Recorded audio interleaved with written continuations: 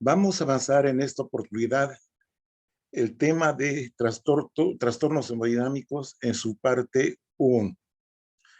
Algunas consideraciones generales que hay que tomar en cuenta.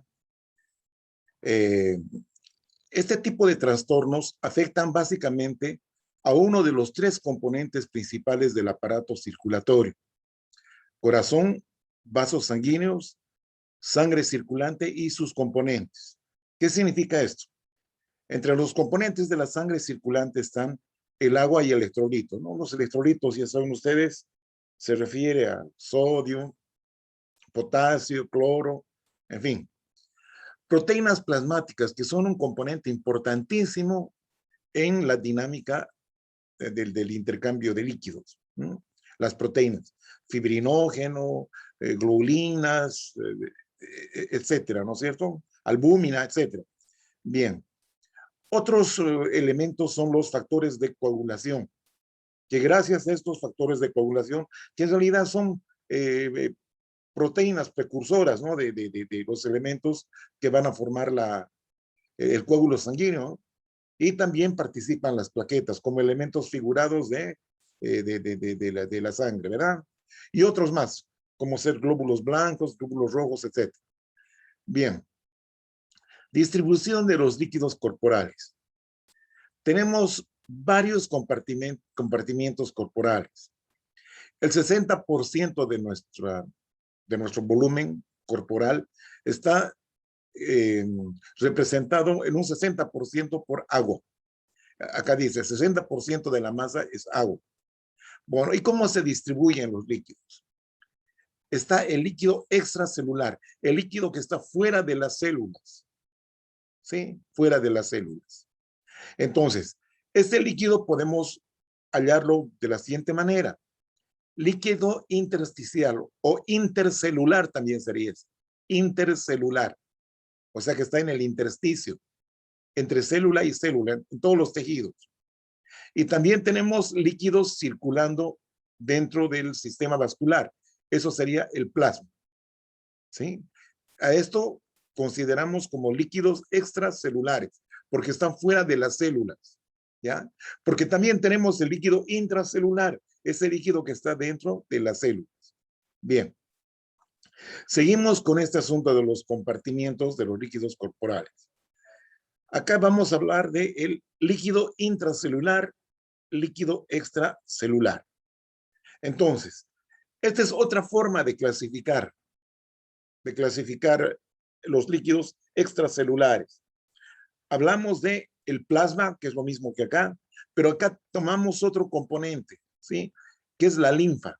La linfa es el líquido, digamos, que sobra en el proceso de intercambio de líquidos. Es el cambio, digamos, es el líquido que sobra, que no ha regresado a los vasos. Entonces, esta linfa tiene que drenarse a través del sistema linfático. ¿Ya? Acá repetimos, el líquido intersticial, ese que está entre las células. ¿Ya? Y tenemos otro compartimiento que no es muy representativo, tal vez, es el líquido transcelular. Es el líquido que constantemente está entrando y saliendo de las células. Transcelular, así se llama. No tiene mayor importancia. Bien. Entonces, dentro de la patología de los líquidos, vamos a hablar de edemas y derrames. Los edemas se producen por alteración de la función renal o hepática, el riñón o el hígado. No se olviden que en el riñón se produce la filtración, ¿sí? Y en el hígado se sintetizan las proteínas plasmáticas, que son, como les decía, muy importantes para la dinámica del intercambio de líquidos. Entonces, ¿qué vendría a ser el edema? Es la acumulación excesiva del líquido en el espacio intercelular o intersticial. Es lo mismo. O también puede acumularse en las cavidades corporales. En este caso ya denominamos derrames. Por ejemplo, acumulación de líquido en la cavidad peritoneal. Eso llamamos ascitis. Líquido en el espacio pleural, hidrotórax. En el espacio pericárdico, hidropericardio. en las articulaciones. Ahí se llama hidrartrosis, por ejemplo. Es el nombre que le ponemos, ¿no es cierto? Y también mucha de esta denominación depende de la calidad, ¿ya? Porque no siempre es líquido, agua, ¿no? Puede ser pus, puede ser sangre, en fin.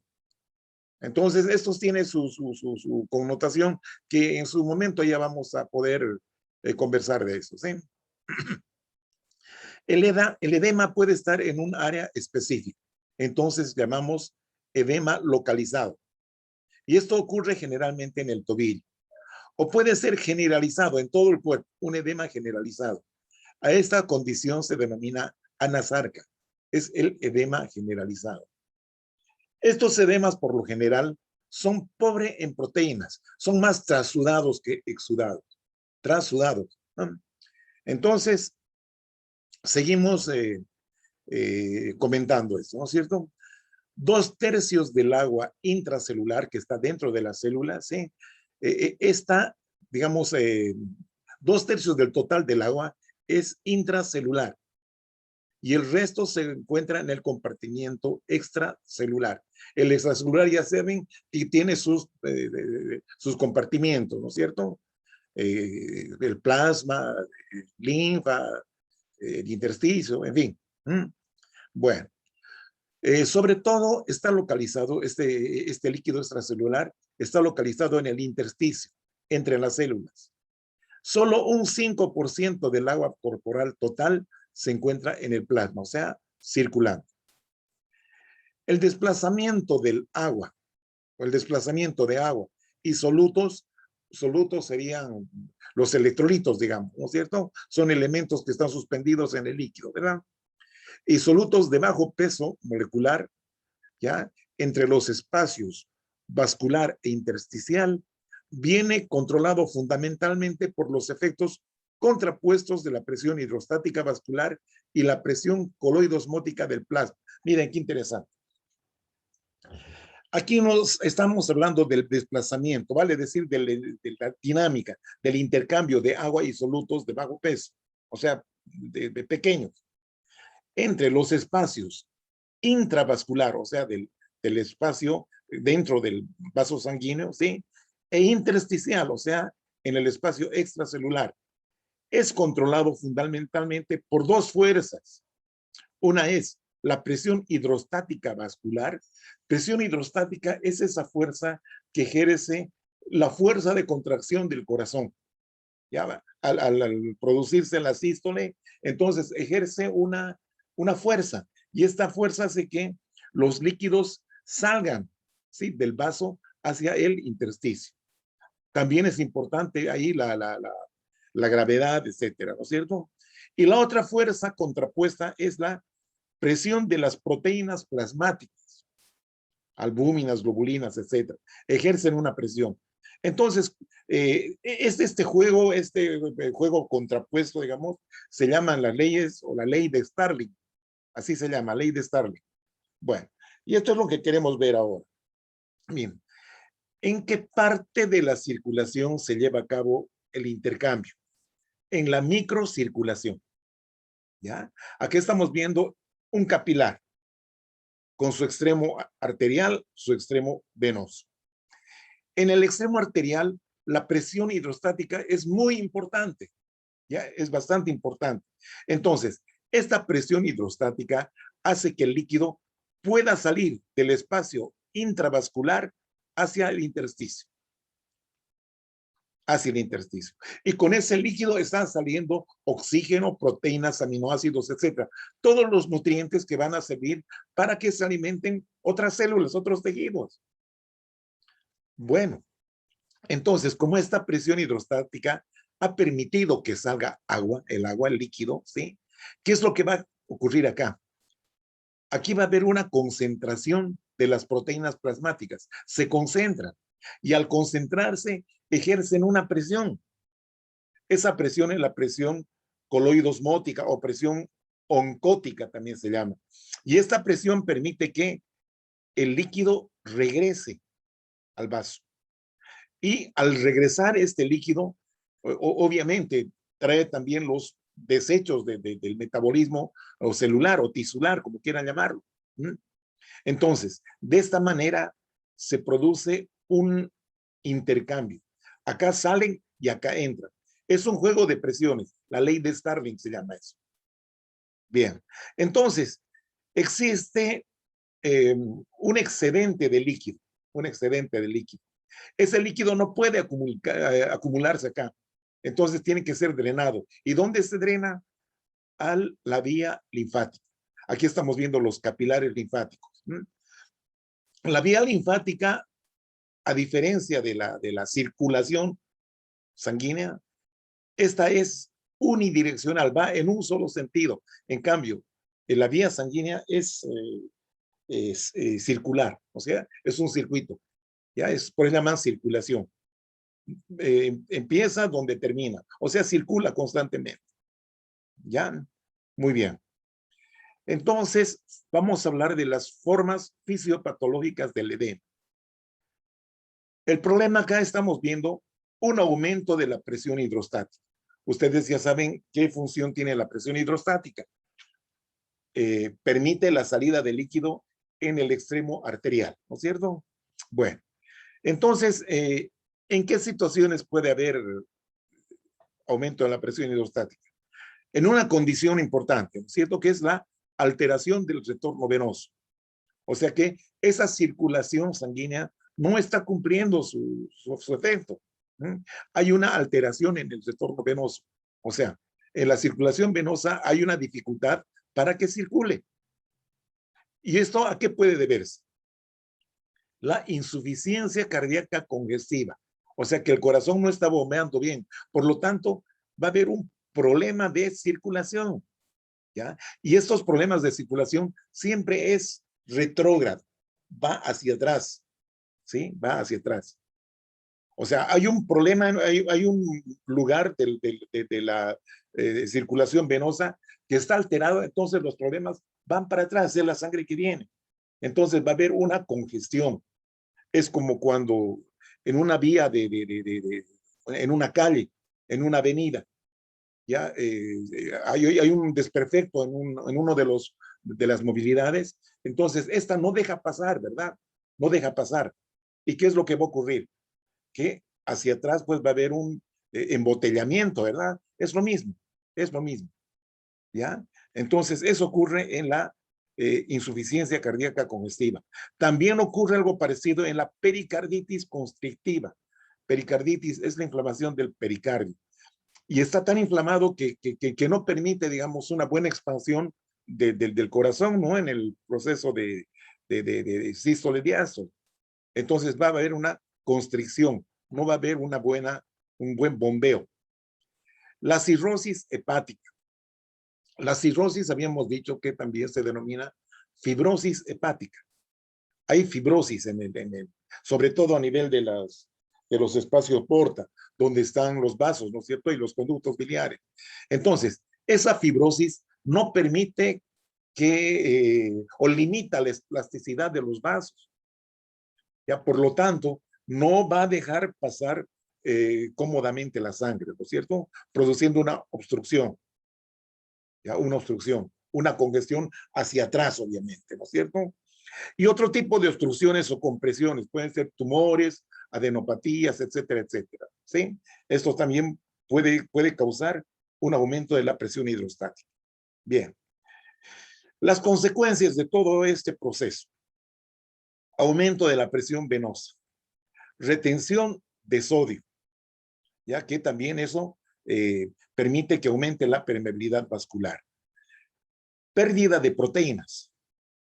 Ya pérdida, las proteínas se pierden. En un primer momento pueden ser, digamos, un trasudado, pero de allá después se hace exudado por aumento de la permeabilidad de los vasos. Entonces ya escapan proteínas. ¿Ya? Muy bien. Otra situación que no es patológica, ¿no? Pero puede ocurrir fisiológicamente. Dilatación arteriolar, que da lugar a un aumento de la presión hidrostática. Esto puede ser por ejercicio, emociones, etc. ¿Ya? No es tan importante eso. Vamos adelante. Estamos hablando ahora de lo contrario. la primera opción era un aumento de la presión hidrostática. Aumenta la presión hidrostática. Y se aumenta, o sea que va a haber más salida de líquido en el extremo arterial. Aquí estamos viendo disminución de la presión oncótica, de la presión que ejercen las proteínas plasmáticas. Es en el caso de una hipoproteinemia. ¿Ah? Entonces, disminuye digamos, el flujo de entrada, el flujo de retorno en el extremo venoso. Entonces, ¿estos en qué casos se pueden producir? En un síndrome nefrótico, que hay una proteinuria, pierde proteínas. En la cirrosis hepática, miren chicos, o sea que la cirrosis hepática es una causa de estos dos tipos de fisiopatológicos, del edema, ¿no? Produce aumento de la presión hidrostática, ¿sí? Y también produce disminución de la síntesis de proteínas, ¿ya? Porque en la cirrosis hepática hay necrosis de los hepatocitos. Y los hepatocitos son el sitio donde se sintetizan las proteínas, ¿verdad? Entonces, si no produce proteínas, obviamente nos va a dar como resultado una hipoproteinemia. La desnutrición, bueno, si uno no se alimenta, obviamente que no va a tener mucha proteína, ¿verdad? Entonces, estas serían situaciones que condicionan una disminución de la presión oncótica o presión coloidosmótica, ¿ya? Hipoproteinemia. También puede haber edema por obstrucción linfática. Habíamos comentado que el líquido excedentario del intercambio es drenado hacia la vía linfática. Ahora, ¿qué pasa si hay esa obstrucción en el drenaje linfático? Puede ser varias causas, ¿no? Las responsables. Por ejemplo, puede ser por inflamación, una linfangitis, una neoplasia, un tumor maligno, un tumor benigno, bueno, que está obstruyendo. La radiación. Después hay condiciones postquirúrgicas que condicionan una obstrucción linfática. ¿Está bien? Bueno, y por último, nos ponemos acá. Ustedes se acuerdan de la tétrada de Celso, ¿no? Tumor, rubor, dolor y aumento de volumen, ¿no es cierto? Lo que se refiere a tumor es la acumulación de líquido local, ¿no es cierto? Eso ocurre en la inflamación. ¿Ah? Entonces, puede haber edema inflamatorio. Bueno, también lo mencionamos simplemente, ¿no? Entonces, seguimos adelante. Ahí estamos viendo edema localizado. Acá está solamente en un miembro, miren. Debe haber algún problema a nivel de las venas ilíacas que están obstruyendo y no permite una buena circulación. En el embarazo también suele ocurrir eso. El útero suele presionar, ¿no es cierto? Pero bueno, suele ocurrir. Aquí estamos viendo en esta zona, miren, en esta zona localizada. Se ve brillante la piel con aumento de volumen, está caliente, obviamente. Y si ustedes presionan con el dedo, va a quedar una fosita. ¿Sí? Es el signo de Godet.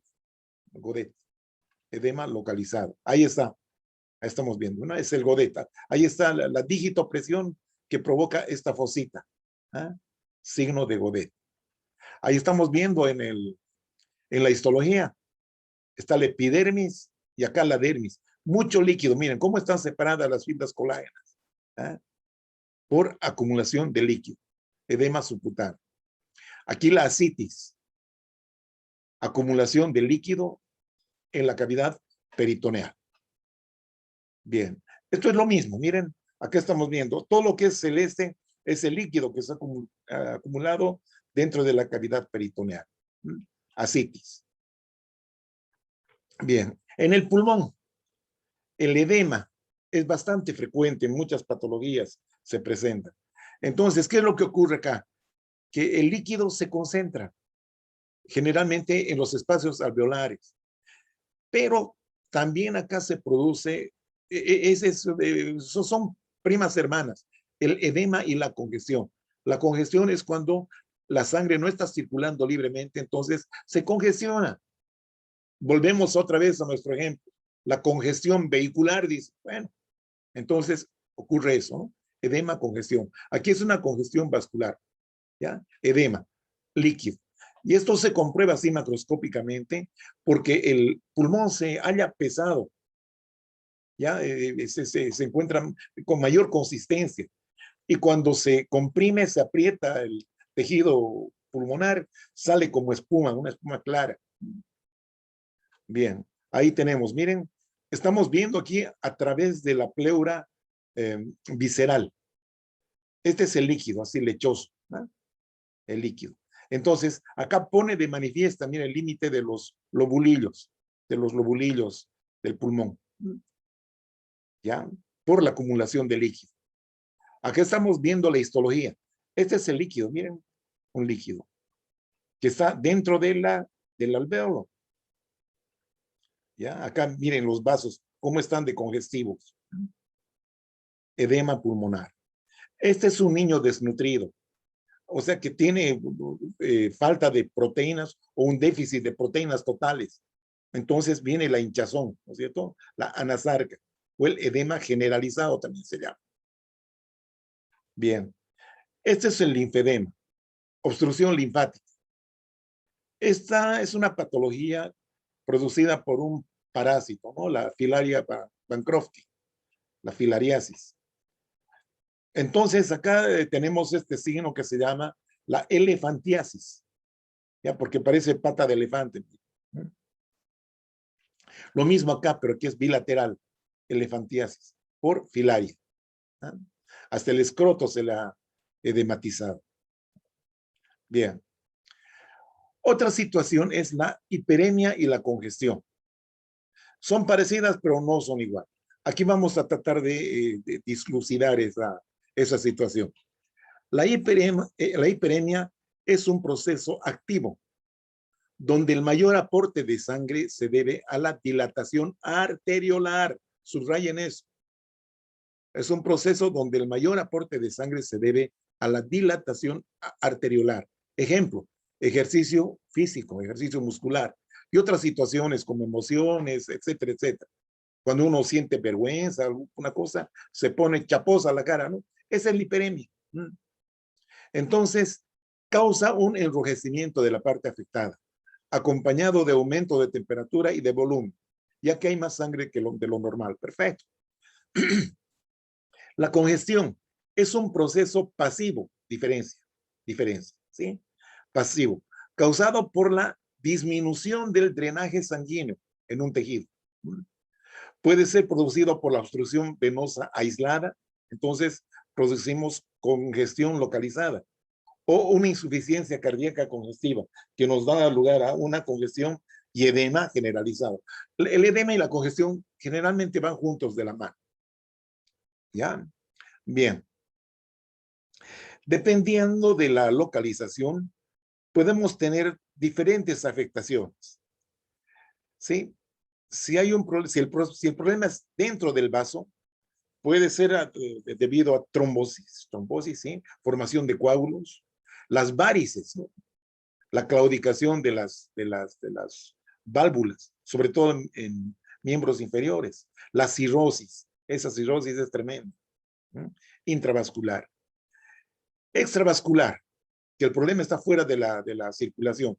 Pueden ser tumores que comprimen, que causan compresión, cicatrices retráctiles, errores de la reparación, ¿no? Sobre todo esos queloides. Cuando son muy retráctiles, pueden producir obstrucción, ¿no? Obstrucción extrínseca de algunos vasos. Bien.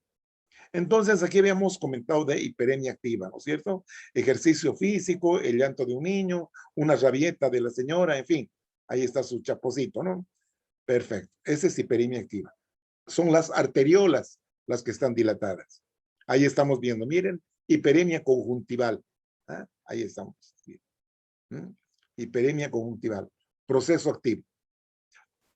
Y eso es lo que vamos a ver también ahora. Aumento del flujo a nivel del extremo arterial. ¿Eh? Ejercicio, inflamación, etc. Ahí estamos viendo. Hiperemia. Congestión. Bueno, eso conlleva también la cianosis, hipoxia, ¿no? Cianosis es esa coloración azulada. Hipoxia, porque es sangre venosa que tiene menos oxígeno que lo normal. Entonces, aquí el flujo de salida está disminuido. Por ejemplo, obstrucción local, cuando es local, ¿no es cierto? o cuando es general es la insuficiencia cardíaca congestiva. Bien. Entonces, acá tenemos algo sobre insuficiencia cardíaca, ¿ya? La insuficiencia cardíaca. El corazón izquierdo, corazón derecho. Si hay una insuficiencia cardíaca izquierda, sobre todo a expensas del ventrículo izquierdo, ¿ya? ¿Qué es lo que va a ocurrir? Como les decía, el problema es siempre retrógrado. ¿Cuál es el órgano que está por detrás del corazón izquierdo? Los pulmones, ¿no es cierto? Entonces, son los pulmones que van a expresarse con una congestión pulmonar. Ahí está. ¿Qué es lo que ocurre si hay una insuficiencia cardíaca derecha? Insuficiencia cardíaca derecha. ¿Ya? Entonces, acá los ventrículos, como les decía, son los protagonistas. Va a haber una congestión venosa sistémica, ¿ya? Porque detrás del corazón derecho está el sistema, ¿no es cierto? No está el pulmón. Entonces, aquí se afectan varios órganos, como ser hígado, vasos, riñón, piernas, ¿no es cierto? Los miembros inferiores. ¿Ah? Es el edema maleolar que se ve. Bueno, ahí estamos viendo la congestión. Un hígado, perdón, un pulmón congestionado o congestivo, aumentado de volumen, se nota más turgente, ¿verdad? Por la congestión. Ahí vemos la histología. Aquí hay estas membranitas, ¿no? Como membranas de fibrina. Sí, exudado. Todo esto es exudado. Y esto va a la larga producir una insuficiencia respiratoria porque va a alterar la función del intercambio de oxígeno. ¿Ya? Acá en los alvéolos vemos infiltrados inflamatorios, ¿sí? Se ven. ¿Ya? Entonces, este es un proceso bastante molesto, ¿no? Ahí vemos congestión pulmonar. Muchas veces, como hay aumento de la permeabilidad vascular, salen glóbulos rojos, salen, ¿eh? Sobre todo en la neumonía. Entonces, esos glóbulos rojos tienen que ser eliminados. ¿Y quién los elimina? Las células, ¿se acuerdan de las células del polvo? Los macrófagos alveolares. Entonces, digieren a los eritrocitos y del eritrocito solamente queda el pigmento, ¿no? La hemosiderina. Entonces, a estas células, estos macrófagos alveolares cargados de hemosiderina, son las células de la congestión. ¿Ya? Son las células de la congestión, se llaman así. O células de la insuficiencia cardíaca también llaman otro. ¿Ya? Porque cuando hay insuficiencia cardíaca, como les decía, el hígado que está por detrás del corazón izquierdo son los pulmones.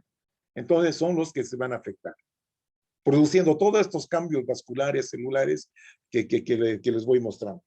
¿Ya? Son macrófagos alveolares cargados de hemosiderina, porque están comiendo a los eritrocitos extravasados, por lo tanto se tornan así de ese color. Algunos la llaman las células de la insuficiencia cardíaca, pero están en el pulmón. Bien. En el hígado, miren, la congestión pasiva. Este corte del hígado, así macroscópicamente, se llama hígado en nuez moscada. Ya, porque aquí en el centro, en las zonas centrolobulares, hay bastante congestión y da lugar a esta imagen, ¿no es cierto?, del hígado en nuez moscada. Ahí estamos viendo la histología. Ahí están los lobulillos clásicos, ¿no es cierto? Las venas centrales y aquí la congestión. Congestión pasiva. Bien. La hemostasis. O coagulación también podemos llamar, ¿cierto? La hemostasia, dice acá, es un proceso fisiológico normal que se presenta en sitio de lesión vascular y culmina con la formación del coágulo, con la finalidad de que la sangre que esté en estado líquido permanezca dentro del vaso sanguíneo, o sea que no se salga, no haya extravasación. ¿Ya? Esto es importante. Gracias a la hemostasia, entonces, o a la coagulación, si ustedes quieren. Posteriormente, el daño se va a ser reparado y el coágulo disuelto. Bueno, entonces, este mecanismo de hemostasia, que es un proceso fisiológico normal, depende de la participación de el endotelio vascular, las plaquetas y la cascada de coagulación. Eso en cuanto a la hemostasia. Ahora, tenemos otro término, la trombosis, que también es un proceso de coagulación, ¿ya? Pero esta trombosis se produce por activación inadecuada de los mecanismos de la hemostasia en un árbol vascular que no está dañado, estaría intacto. Pero eso entre comillas, por favor, ¿ya? Porque si estuviera totalmente intacto no pasaría nada, ¿no? Entonces hay algún problemita que vamos a ver enseguida. Pero acá no hay rotura de vasos, digamos así. En cambio aquí sí, ¿ya? Un corte, por ejemplo, va a producir un sangrado, pero esto es autolimitante, ¿no es cierto? Gracias a nuestro sistema hemostático. Bien, ahí estamos viendo una herida, ¿ya? Una astilla, un alfiler, un corte con algo filo, un cuchillo filo, bueno. Entonces, produce una lesión, ¿no es cierto? Una solución de continuidad, que aquí está cortando los vasos, por lo tanto va a estar alterando y va a haber sangrado.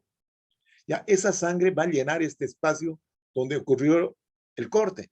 Entonces, aquí se desencadenan los fenómenos de la hemostasia y se va a producir lo que se llama el coágulo, ¿no? Con una costrita, una costra que se ve acá por fuera de la herida.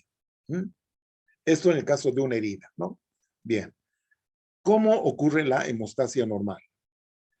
En una primera instancia existe una vasoconstricción, que es rápida, ¿no? No se olviden, aquí estamos viendo la pared del vasito pequeño, ¿sí? Ahí estamos viendo su membrana basal, el endotelio y la luz, ¿no es cierto? La luz, ¿ya? Aquí ha sido la zona de lesión, ¿ya? El lugar de la lesión. Hay pérdida, miren, del endotelio, ¿sí? Hay salida del endotelio, ¿ya? Por lo tanto, esta pérdida da lugar a una vasoconstricción refleja y rápida. ¿Ah? Bien, por una parte, las células endoteliales liberan una serie de sustancias, justamente las responsables de esta vascularización.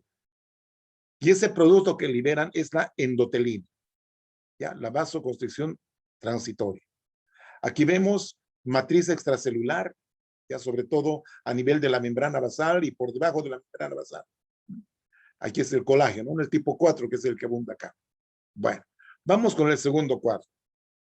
Hemostasia primaria. Hemostasia primaria. ¿Qué es lo que ha ocurrido? En esta zona de lesión, en el lugar de la lesión, ¿ya? Entonces empiezan a agregarse las plaquetas, produciendo una especie de defensa, ¿ya? Sobre todo cuando hay rotura de todo el vaso, para que no haya extravasación de sangre, ¿sí?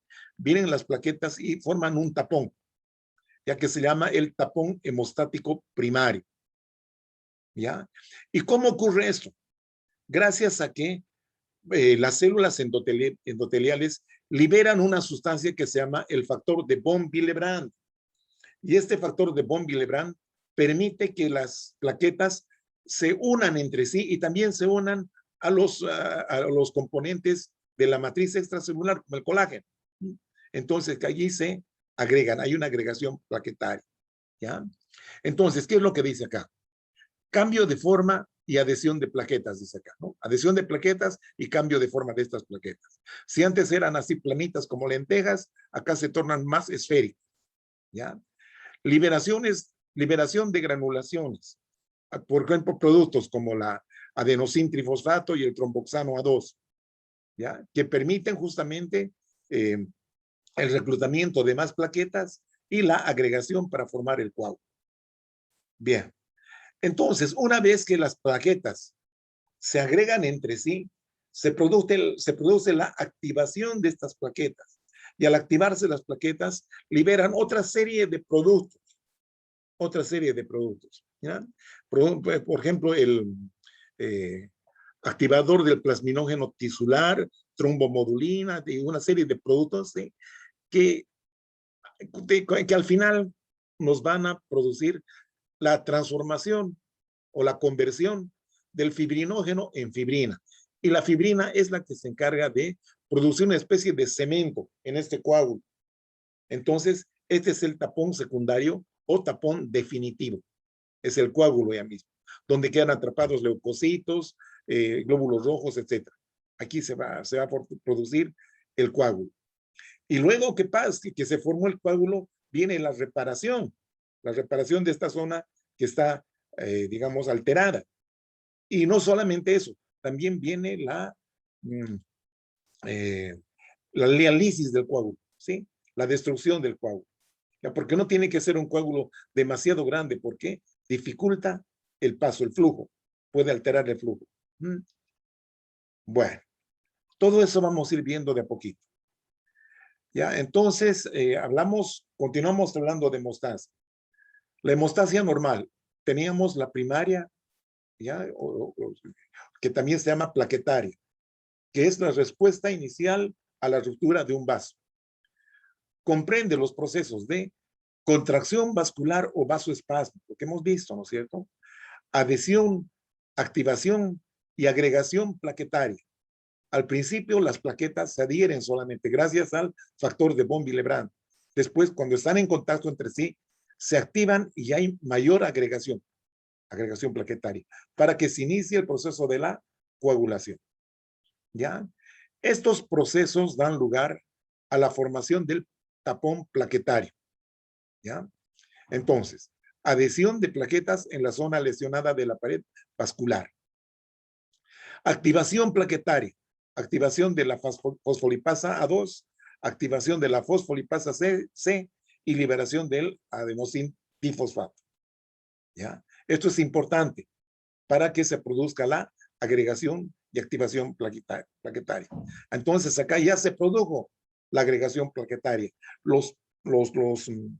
Las plaquetas se han adherido entre sí, pero es una unión bastante laxa, no es tan firme, ¿no? Por eso llamamos la hemostasia primaria, y han formado el tapón hemostático primario, porque luego ya viene la hemostasia secundaria o definitiva o plasmática, ¿ya? Lo que ya se puede denominar apropiadamente el coágulo, ¿ya? Entonces, consiste en la formación de un conglomerado de una proteína llamada fibrina, ¿ya? Que estabiliza el tapón plaquetario definitivo. Entonces, acá ya se produjo la hemostasia. Bien, esa es la hemostasia. Acá tenemos el esquema de una plaqueta, ¿sí? Como les decía, aquí está cortada por la mitad, tiene forma de disco, de lenteja. Ya, gracias a la presencia de estos microtúbulos, ya va a tener esa forma, ¿no? Es parte de su citoesqueleto, ¿ya? Y aquí hay una serie de elementos, ¿no? De organelas, ¿ya? Tiene una serie de tubos del sistema tubular denso, hay mitocondrias, gránulos alfa, gránulos delta, ahí otra vez vemos el sistema tubular denso, vamos a encontrar glucógeno en su interior, ¿ya? Y también tenemos los gránulos lambda o lisosomas directamente, lisosomas. Bien, entonces seguimos con la hemostasia normal. Estabilización y reabsorción del coágulo. La fibrina polimerizada, que está sirviendo de cemento, les decía, y los agregados plaquetarios se contraen para formar el tapón permanente o coágulo que va a impedir la hemorragia.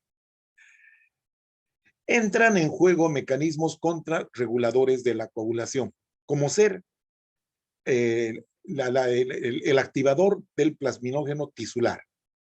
Activador del plasminógeno tisular. ¿Qué es el plasminógeno tisular? Es una proteína, es una proenzima más que nada, ¿ya? Porque es plasminógeno, no es plasmina, ¿sí?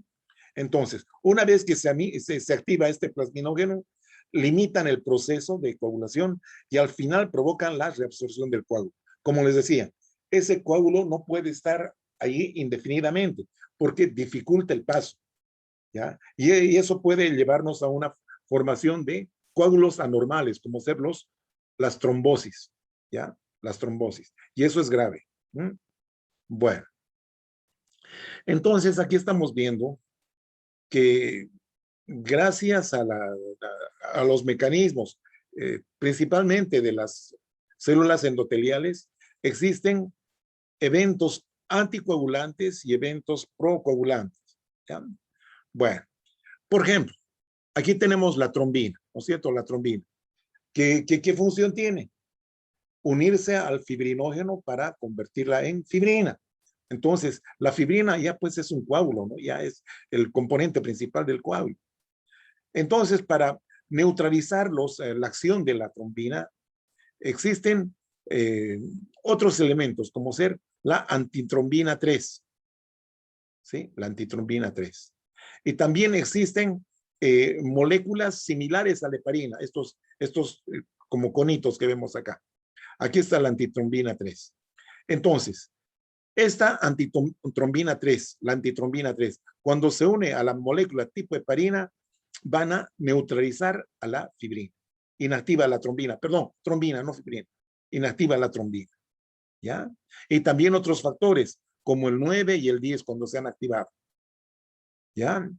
Bueno, existe otra vía, otro mecanismo, si ustedes quieren, que se expresa en la célula endotelial, y es en el inhibidor de la vía del factor tisular. ¿Ya? Entonces, la activación o la entrada en juego de este inhibidor de la vía del factor tisular inactiva los complejos del factor tisular y el factor 7 activado. ¿Ya? Por otro lado, hay otra proteína de superficie en el endotelio, que es la trombomodulina. La trombomodulina, que cuando se une a la trombina, entonces activan a la proteína C. ¿Ya? Y esta es necesaria otro cofactor, ¿no? La ayuda, si ustedes quieren, de la proteína S para inactivar los factores 5 y 8 de la coagulación. Entonces, lo que estamos tratando de ver es que existen muchos mecanismos que van a evitar la coagulación. Son los mecanismos anticoagulantes. ¿Ya? Por otro lado, la trombina también puede unirse a estos receptores de trombina. ¿Ya? Receptores de trombina. Y cuando se unen al receptor de la trombina, se liberan una serie de efectos, estimulan al endotelio a liberar una serie de sustancias, como ser la prostaglandina I2, el óxido nítrico y la adenosina difosfatasa, que inhiben la agregación plaquetaria. ¿Ya? Y por otro lado, también estimula la activación del activador del plasminógeno tisular que activa la fibrinolisis, o sea, la disolución del coágulo. Entonces, vean ustedes qué interesante es. Actividades procoagulantes. Ahí está nuestro querido factor von Willebrand, ¿ya? Que estimula la adhesión de las plaquetas y el cambio de forma. Y luego viene la conversión del fibrinógeno en fibrina para que se forme el coágulo, ¿no es cierto? El coágulo definitivo. ¿Eh? Bien. Entonces, ¿qué estamos viendo en estas células endoteliales? Exposición del factor tisular unido a la membrana, el factor tisular, ¿no es cierto? Entonces, que va a dar lugar también a la secuencia de la coagulación intrínseca. Eso vamos a ver enseguida. Bien. La cascada de la coagulación. Para hacer más didáctica la cosa, se han descrito dos vías, la intrínseca y la extrínseca. La intrínseca se inicia por contacto con la colágena subendotelial, o sea, componentes de la membrana basal, ¿sí? Entonces, ahí se inicia la vía extrínseca, contacto con la colágena subendotelial. ¿Y quién es el que se contacta con la colágena? Es el factor 12 o factor de Hagemann. Al contacto con la colágena, este factor se activa, ¿ya? Por la vía extrínseca, en cambio, existe daño tisular, daño del tejido. Activación del factor tisular que activa el factor 7. Y miren, ambos tienen una vía común, que es la activación del factor 10. Este factor 10 va a activar o va a convertir la protrombina en trombina y la trombina a su vez el fibrinógeno en fibrina. Y la fibrina es indispensable para formar el coágulo. Bien, lo mismo acá. Ahí estamos viendo la vasoconstricción que vimos al principio. La vía intrínseca. Entonces, ¿qué es lo que ocurre acá? Esto es porque esto se da, ¿sí? La fase vascular de la coagulación, perdón, sobre todo en la vía extrínseca, cuando hay liberación del calcio iónico. Y esto hace que se activen varios factores de la coagulación. ¿Sí? La coagulación. Donde el elemento común entre la vía extrínseca y la intrínseca es la activación del factor 10. Y este factor 10 lo que produce es la conversión de protrombina en trombina. Y la trombina es la que se encarga de convertir el fibrinógeno en fibrina. ¿Ya? Es importante la participación del calcio iónico, como verán ustedes. Entonces acá ya se formó el coágulo, ¿ya? Y luego viene la reparación. Y lo que quedó del coágulo, perdón, va a ser disuelto por la fibrina, ya por la plasmina, perdón, por la plasmina, ¿ya? Eso entonces. Ahí tenemos el sistema fibrinolítico, lo que les explicaba. ¿Ya? Ahí está la trombina que estimula a la célula endotelial. ¿Ya? Entonces, ¿qué es lo que va a ocurrir? Que se va a activar el plasminógeno tisular y urosinasa, dice acá. Bueno, aquí, pero el más importante es el plasminógeno tisular. Bueno, ahora vean ustedes, existen también otros elementos como ser los inhibidores del activador del plasminógeno tisular que habíamos comentado, que va a bloquear, ¿no? Por lo tanto va a funcionar como un procoagulante. Bien.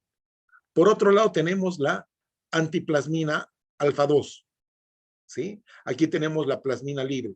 Acá se forman complejos, miren, antiplasmina, plasmina.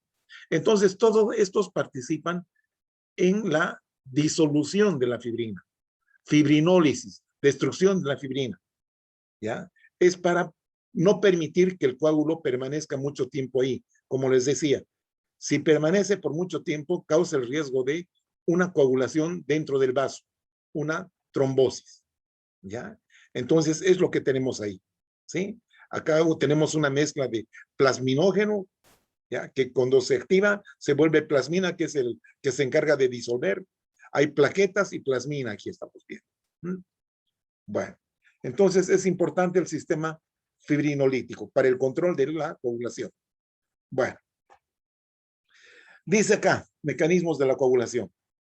Los factores de la coagulación se activan únicamente en sitios de lesión. Esto es importante. Los factores de la coagulación se activan únicamente en sitios de lesión, donde los fosfolípidos de las membranas dañadas han quedado expuestas. Miren ustedes. ¿Ah? El endotelio sano no permite la agregación plaquetaria. Eso hay que tenerlo en cuenta. Entonces tiene que haber una zona de lesión endotelial. El efecto de la plasmina, ¿sí? Descompone a la fibrina en sitios donde el endotelio está intacto. Entonces, eso ocurre constantemente en condiciones normales, ¿ya? Para que no se produzcan coágulos donde no tienen que ocurrir. Eso es importante. Ahí tenemos un coágulo sanguíneo donde tenemos la fibrina, glóbulos rojos, plaquetas, etc. El coágulo sanguíneo ya formado. Bien. La trombosis. ¿Qué es la trombosis? Es la activación anormal del proceso de la coagulación en un vaso no lesionado. Pero por favor, esto tómenlo con pinzas, ¿ya? Activación anormal del proceso de coagulación en un vaso no lesionado. Eso a veces causa un poquito de confusión, ¿ya? Bien. Entonces, también se llama trombosis cuando un coágulo se impacta en un vasito, ¿ya? Entonces, eso también se llama trombosis, ¿ya? Bueno, entonces, tenemos que tener en cuenta, ¿no es cierto? El vaso no lesionado lo vamos a interpretar como si el vaso está bien, ¿ya? La pared del vaso está bien, pero sin embargo, hay problemas a nivel del endotelio. ¿Se dan cuenta? Entonces, eso ya significa que hay lesión. Entonces, si no habría eso, pues no habría trombosis, ¿cierto?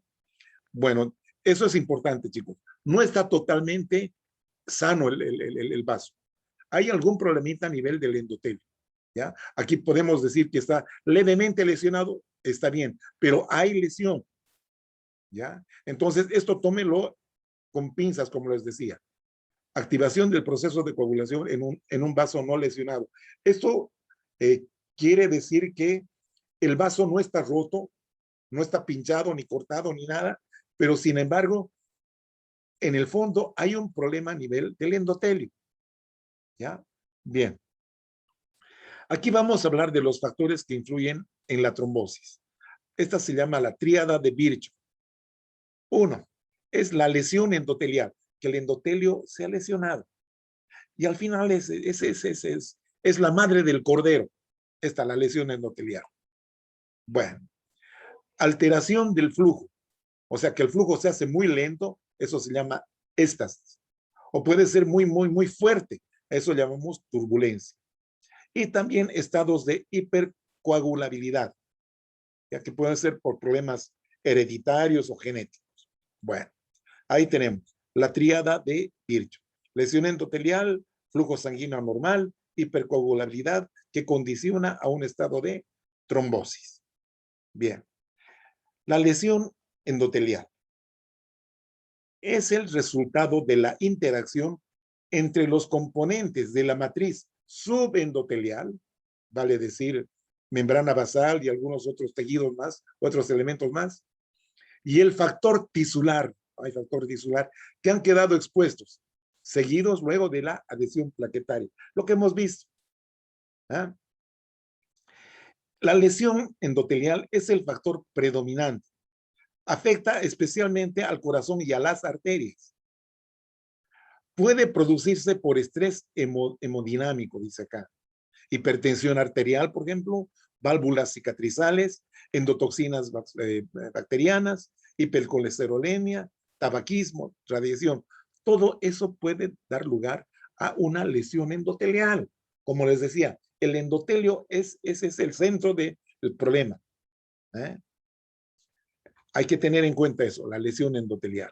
Aquí, por ejemplo, estamos viendo, miren, debajo del endotelio, acá en la íntima, este ateroma, que es es un material grasoso.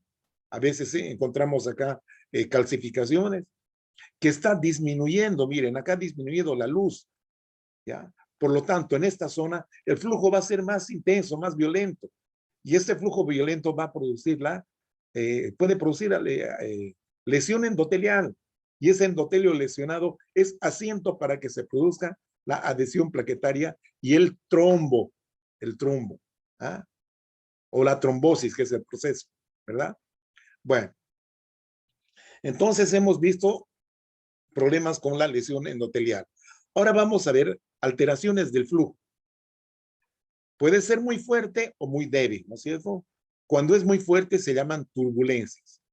Afectan a las cavidades cardíacas y arterias.